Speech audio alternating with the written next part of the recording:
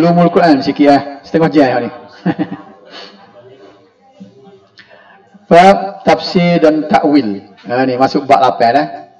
Tak apa bela-bela minah ya, tak apa. Pengertian tafsir dan takwil. Bab 8 dah kita ni.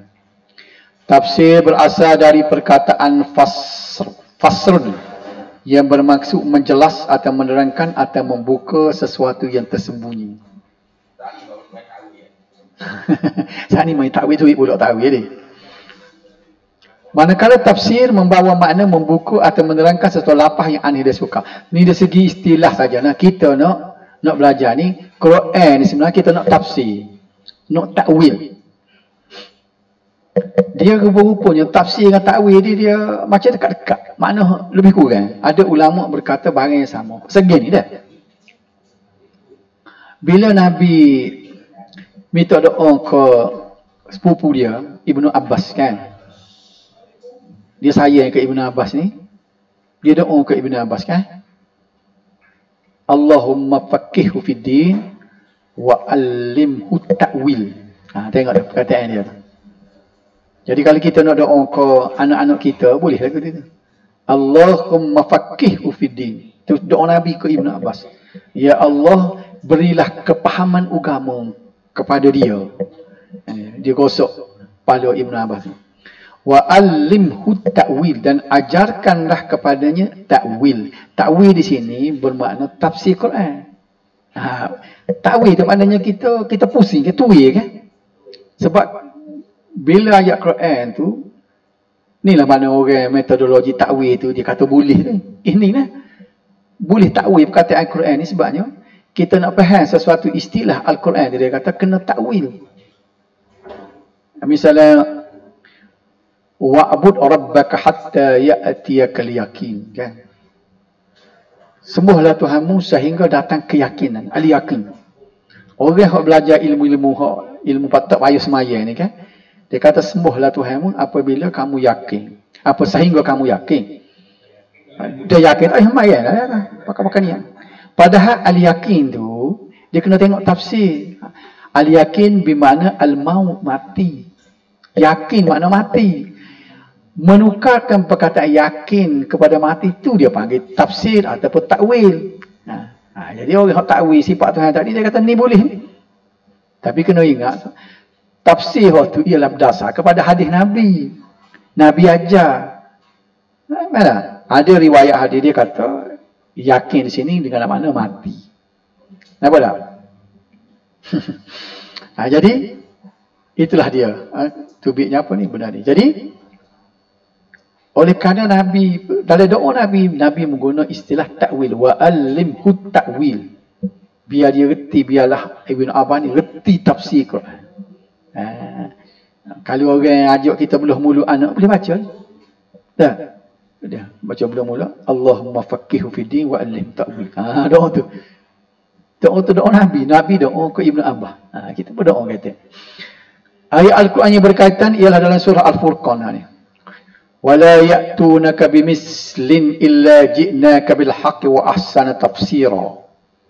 Dan mereka tidak membawa kepadamu suatu kata-kata yang ganjil untuk menetamu, melainkan kami bawakan kepadanya kebenaran dan penjelasan yang sesuai. Dia nak royak perkataan tafsir ni dengan makna penjelasan.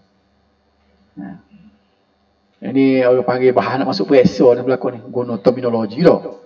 Kita tak sedar nak dengar hal ni dia. Untuk menakis segala apa ni yang mereka katakan. Pengertian lain dari sudut bahasa ialah membongkar. Ini makna tafsir ni makna membongkar, membentang panca indera tentang apa yang dikehendaki.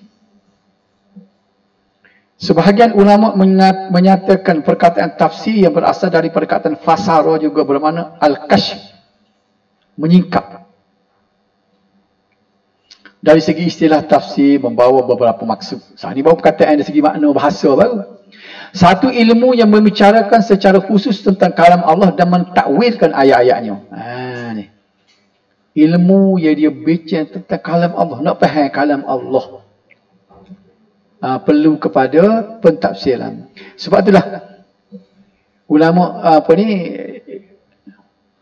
Siapa dia yang mentafsirkan? Saya tidak ingat tu hadis ke ataupun kata ulama kan. Tak ingat saya pasal lama tengok. Dia kata man fassara al-Qur'ana bil-ra'yi falyatabawwak maq'adahu minan nar.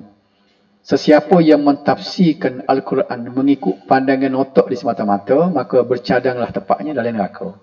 Nampak tak? Jadi maksud dia tafsir ni bukan makna kita boleh tafsir sewena-wena. Tengok perkataan. Dengan semata-mata reti bahasa, tak boleh tafsir. Macam tadilah perkataan yakin, nak tubik emah, nak cari mana? Dalam Quran sebut, sembahlah Allah sehingga datang keyakinan. Al-yakin. Cari dalam kaum mana. Yakin tu maknanya kita percaya, kita apa? Tiba-tiba al-yakin dengan mana mau, al-mau mati. Mana boleh tu? Inilah kita kena tengok dari segi hadisnya. Ketika turun ayat itu, apakah Nabi penerangnya mengenai dengan ayat itu? Bagaimana sahabat menerima ayat itu? Kena tengok situ. Sebab tu depan ni dia akan tunjuk metodologi, cara kita mentafsirnya ialah dengan melihat kepada sahabat. Sebab sahabat ni ialah orang yang di mana Quran turun masa dia. Dia tahu bila turun nak gapo kena ayat itu. Tak boleh dengan semata-mata tengok ayat Quran ni. Tengok segi bahasa, baca yang sama-sama pokok sastra, maka kita pun tafsir sendiri. Jawab dia ni betul lah, kata cadanglah tempat duduk dalam neraka tu. Ya. Menerangkan lapah-lapahnya, membahaskan tentang cara dan bentuk pengucapannya, menerangkan petunjuk-petunjuknya, hukum-hukumnya, susunannya, semua tu. Tambah-tambah kali surah tu surah dalam juz amma. Pendek tu. Tak faham kalau tengok terjemuk saja. Ya. Misalnya wal adiyah tu royak kuda demi kuda perang dia hungar begini.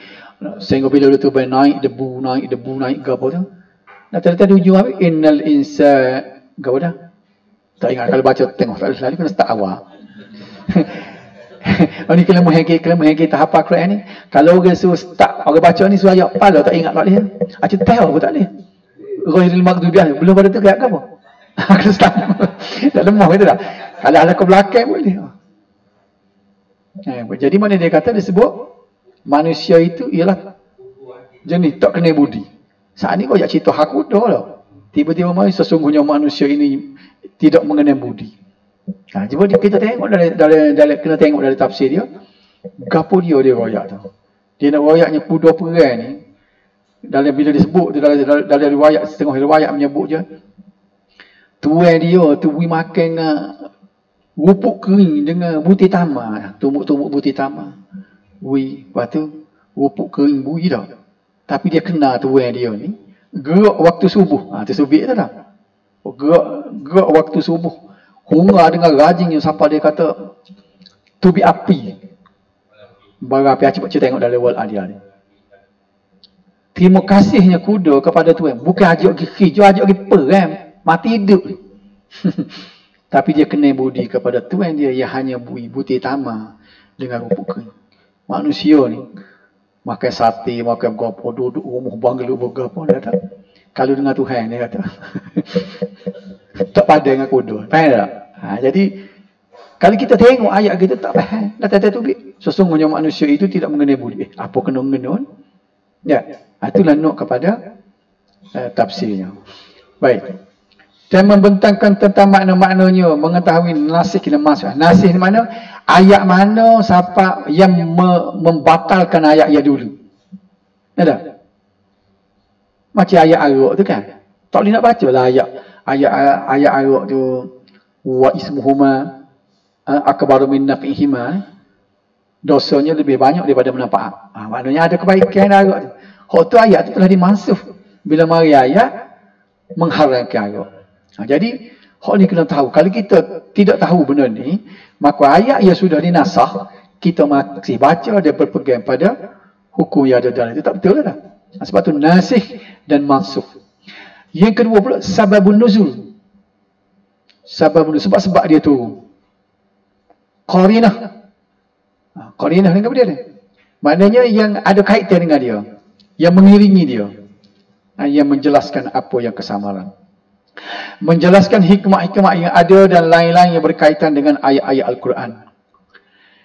Nombor dua ni Abu Hayyan memberi pengertian bahawa tafsir ialah ilmu yang membicarakan tentang cara ucapan lafaz Al-Quran.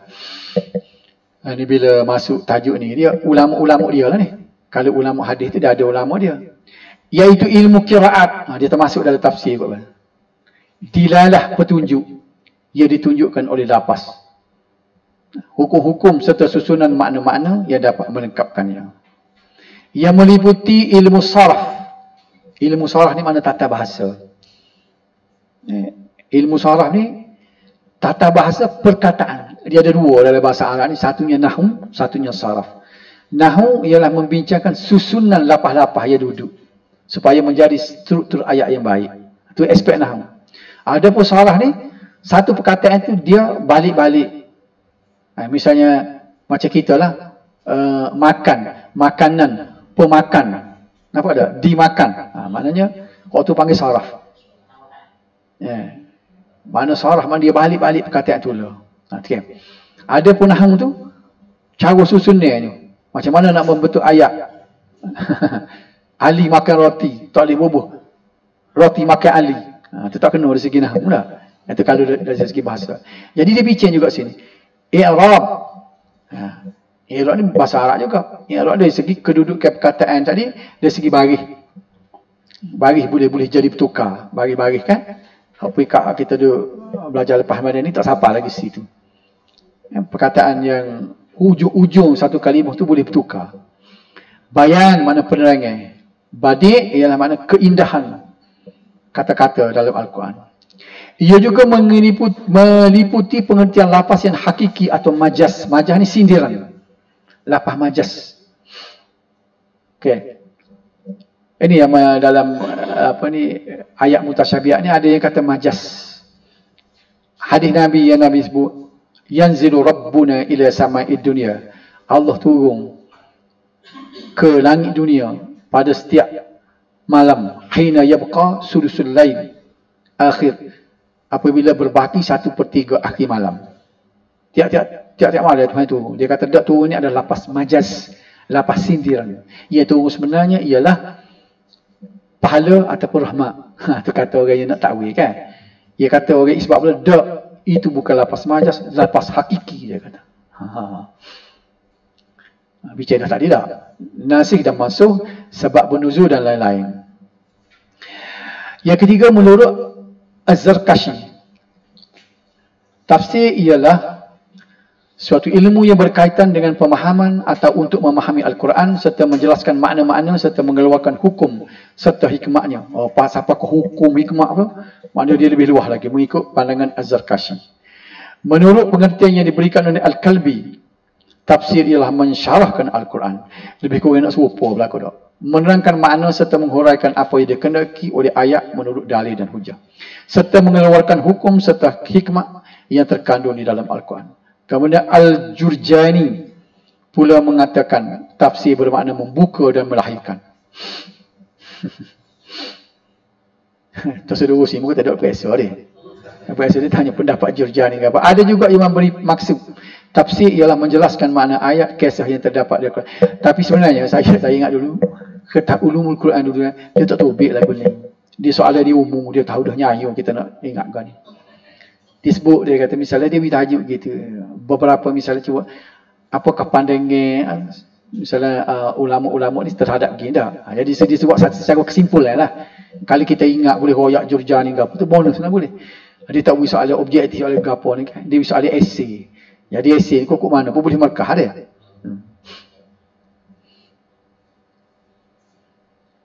Serta menjelaskan sabab nuzul ayat dengan lafaz yang menunjukkan kepada penurunannya dengan lafaz yang terang dan jelas.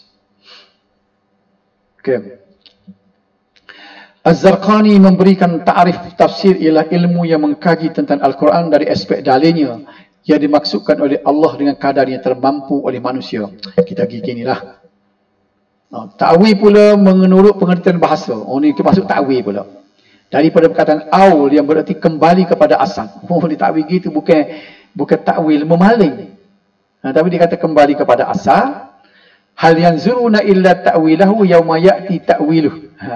Tidakkah ada perkara yang mereka tunggu-tunggukan melainkan akibat atau kesudahan apa yang dijanjikan oleh Allah di dalam Al-Quran pada hari datangnya apa yang telah dijanjikan dalam Al-Quran itu pada hari kiamat kelak. Kemudian takwil juga memikir dan mentafsirkan. Dia ambil daripada perkataan maklun, bermaksud akibat atau kesudahan. Dan ia ramai orang pakarnya, takwil ni sama dengan tafsir. Okey. Bermakna tadabbur, iaitu menghayati. Tadabbur ataupun menghayati. Kemudian bermakna ar-rujuk juga, maknanya takwil tadi. Takwil menurut istilah dapat dilihat kepada dua pendapat, iaitu pendapat salaf dan pendapat ulama mutaakhirin. Mutaakhirin sebenarnya khalaf lah ni. Salah dan khalaf. Kita tengok pendapat ulama salaf, takwil ialah mentafsirkan kalaman Allah serta menjelaskan pengertian sama ada yang sesuai dengan makna zahir atau ia bertentangan dengan makna zahir. Ia membawa maksud yang sama dengan apa yang dikehendaki oleh kalam Allah, di mana sekiranya kalam itu berbentuk talabi. Gini, kenapa dia talabi? Tuntutan. Macamnya dia turun dengan perintah amar. Perintah suruh. Itu orang panggil talabi tu. Khus min amwalihim sadaqatan. Khus tu maknanya talabi tu. Ambillah daripada harta mereka itu sebagai zakat. Nah, khuz min amwalihim itu talabi itu. Ataupun dipanggil dengan amal. Maka takwilnya adalah sama dengan perbuatan yang dituntut. Maka kalau ada misalnya, inilah, bila ada perkataan dia guna apa panggil dia istilah umum dia. Satu ungkapan umum dia panggil al-amru dilalatul wujub. Apa sahaja tuntutan atau fi'il amal dalam Quran maka jadi wajib. Itu hukum asal. Aqimus salah, dirikan sembahyang, tidak suruh itu, jadi wajib. Ataupun dia sebut benda yang kutiba alaikumus syiyam, telah ditulis ke atas semua, telah ditulis, mana telah termaktub. Mana ni menunjukkan amal juga ada suruh. Tapi ada ayat ya amal tapi tidak wajib. Macam inna a'tayna kan, fasalli li rabbika wanhar. Semayanglah dan berkorbanlah, sembelih korbanlah. Wajib kau sembelih korban. Fasalli li situ, tu kena tengok tafsir. Dan sembahyanglah, bukan sembahyang 5 waktu, sembahyang raya. Tidakkah fasalli li itu perintah suruh? Maka sembahyanglah dan maka korbanlah, sembelih korbanlah kamu. Kalau tengok pada kaedah tadi, apa saja benda suruh jadi wajib dah. Sini perlu kepada tafsir, tengok kepada asbabun nuzul apa semua. Rupa-rupanya waktu jadi sunat. Bukan semua talabi dengan al-amru itu membawa kepada wajib. Jadi kalau kita pakai terjemuh saja, delahlah kita, tak jumpa hukum dah. Jadi wajib habis. Larang pun bukan semuanya larang menunjukkan haram. Bukan larang dah. Tapi ada juga larang yang jadi makruh. Okay. Manakala sekiranya ia berbentuk khabar, maka takwilnya adalah sama dengan apa yang dikhabarkan. Ceritalah ni. Hal yanzuruna illa ta'wilahu yawma ya'ti ta'wiluhu yaqulu alladhina nasuhu min qablu qad ja'at rusul rabbina bil haqq fahal lana min syufa'a fayashfa'u lana aw nuraddu fa na'mal ghayra alladhi kunna na'mal qad khasiru anfusahum wa dhalla 'anhum ma kanu yaftarun. Tiada perkara yang mereka tunggu-tunggukan melainkan akibat atau kesudahan apa yang telah dijanjikan oleh Allah dalam Al-Quran. Pada hari datangnya apa yang telah dijanjikan dalam Al-Quran itu pada hari kiamat kelak. Berkatalah orang-orang yang telah melupakannya, yang tidak menghiraukannya dalam dunia dahulu. Sesungguhnya telah datang Rasul-Rasul Tuhan kami dengan membawa kebenaran, maka adakah untuk kami pemberi syafaat supaya mereka memberi syafaat bagi kami, atau bolehkah kami dikembalikan, panjang ayat dia, supaya kami dapat beramal lain daripada apa yang kami telah kerjakan. Sesungguhnya mereka telah merugikan diri mereka sendiri dan telah lenyaplah dari mereka perkara-perkara yang mereka ada-adakan dahulu. Ta'wil berkaitan apa yang dikhabar itu benar-benar berlaku. Okay. Itu pendapat ulama salah. Jadi pendapat ulama mutaakhirin pula, ada kalangan fuqaha, ahli-ahli fiqh. Tak. Ulama mutaakhirin makna ulama akhir, generasi khalaf. Daripada kalangan fuqaha. Fuqaha ke boleh ni? Dia jamak bagi faqih. Fuqaha ni jamak, kata plural bagi faqih. Mutakallimin ni ke apa? Ulama kalam lah ni. Ulama yang Apa ni? Akidah dia dibina di atas ilmu kalam.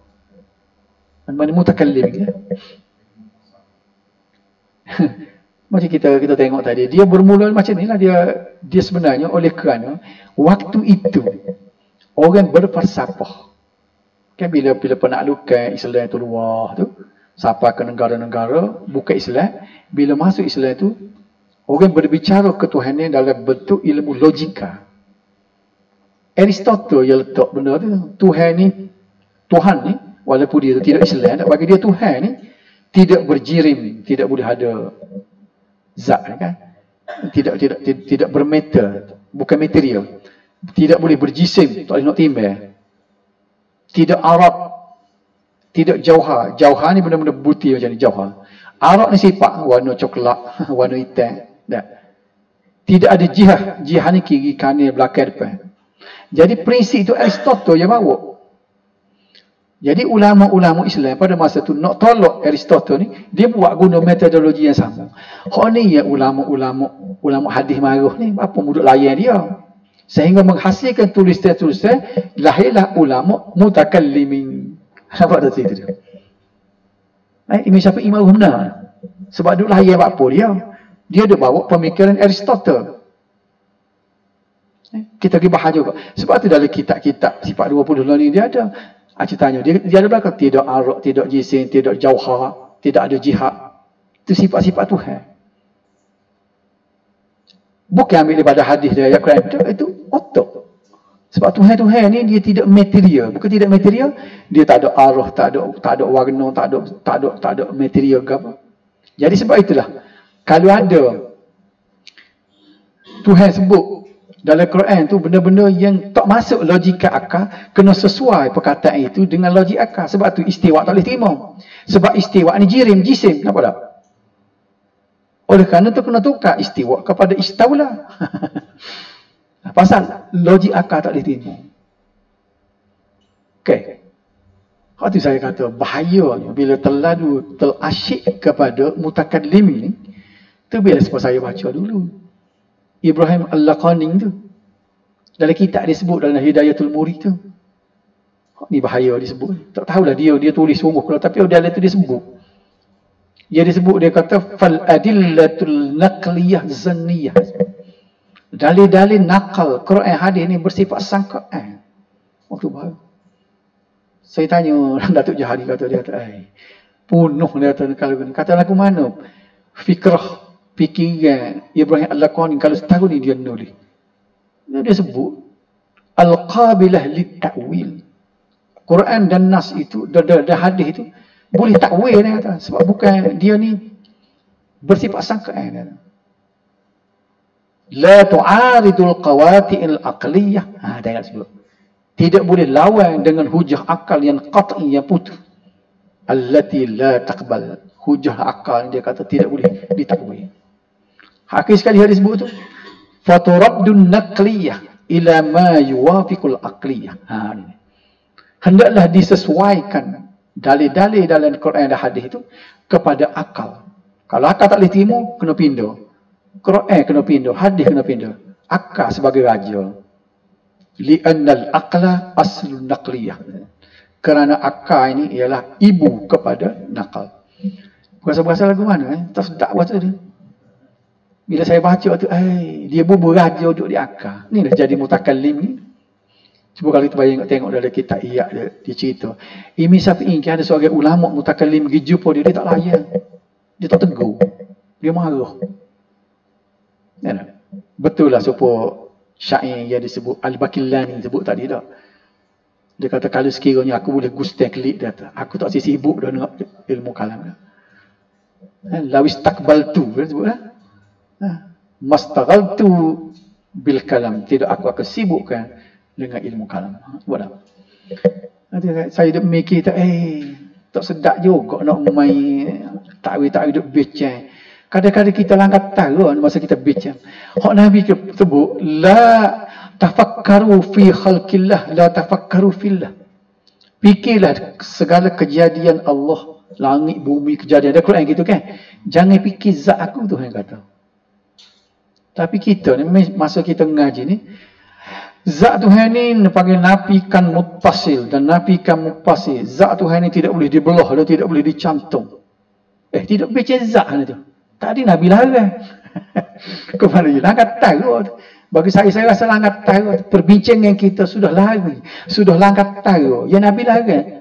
La tafakkaru fillah. Jangan memikir zat Tuhan. Tafakkaru fi khalqih. Tengok segala kejadian lalu bagaimana. Kata Quran disebut. Afala yanzuruna ilal ibli kaifa khuliqat. Mu tak tengok ke huta lagu mana dia dijadikan. Tuhan semikir hot tu. Ni duk mikir zat tak boleh kembali, tak boleh bergerak, tidak berjesen, tak boleh ikut. Apa duduk cara kau tepi nang naik, tak boleh turun, tak boleh timbel, tak boleh bagi. Gapo beda. Kalau ada perintah Nabi sungguh, kalau Nabi kata, mu kena cara zat Tuhan fikir gini-gini. Tu Nabi tak bagi tu. Ya Sayyidina Umar mula orang tanya, Tuhan ni ada soalan-soalan lagu ni kan. Dia ambil pelepah taman, dia kata tak apa. Tu Sayyidina Umar, baca-baca tadi iya ada sebut.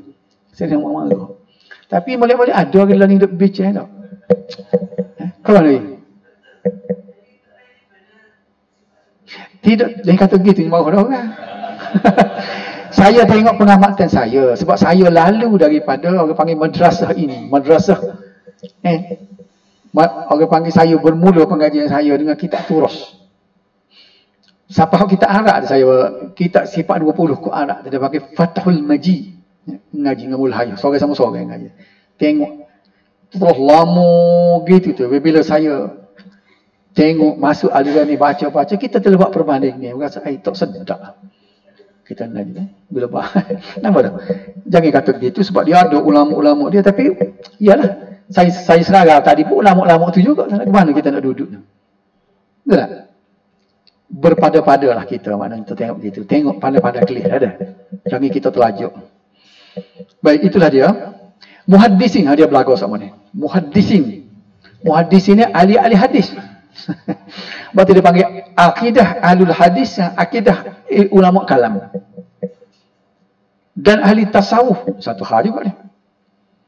Ta'wil ni sebagaimana berikut. Ada ta'wil gini, menukarkan atau memalingkan makna sesuatu lafaz yang rajih atau kukuh kepada maknanya yang marjuh. Ada kan? Ni istilah kan? Rajih ni makna kukuh, marjuh ni lemah. Ini dua lah. Atau ada dah marjuh ataupun lemah. Dia perkataan itu juga rajaha, rajih. Siapa dia hok mengaji Arab, hok advance. Cik Rama. Kalimah gapo? Rajih. Rajaha isim gapo? Isim fa'il. Marjuh. Isim maf'ul kan? Baik. Rajih maknanya perkataan itu adalah rajaha. Rajih maknanya dia yang menguatkan. Marjuh yang dikuatkan. Betul lemah. Jadi makna kita tengok sini dia tukar daripada tu lafaz yang rajih kepada lafaz yang marjuh. Ibnu Jarir At-Tabari. Ni soalnya. At-Tabari kita kena ingat ya. Inilah tafsir yang paling utama sekali. Sehingga dikatakan At-Tabari ni seorang yang layak menjadi imam mazhab. Dia ada mazhab dia sendiri. Tapi kerana dia tidak dikembangkan mazhab dia. Dia ada fiqh dia sendiri. At-Tabari. Tengok dia lahir dia mati dia 310. Tak lama tikah dengan Imam Hanaf apa dia? Imam Hakim sekali Imam Hambali. Imam Ahmad ke 241. Mana dalam berapa 450 tahun tikah. Ini orang hebat juga. Ibnu Jarir At-Tabari. Siapa kelala ni kan tafsir At-Tabari. Kita ngaji ulumul Quran ni tahu kan tafsir paling utama ni tafsir At-Tabari. Jadi kata takwil ialah mentafsir dan menjelaskan nak wakah mana kita ni. Untuk itu apa yang dimaksudkan takwil dan tafsir. Jumpa tajuk sama dengan tajuk duk mana ni? Putih sini dah. Nanti nak suruh dulu pada ni. Kita wakah sini. Jadi minggu depan ni kita bincangkan. Kita tak usi hari ni sebab ni nak habis dah ya.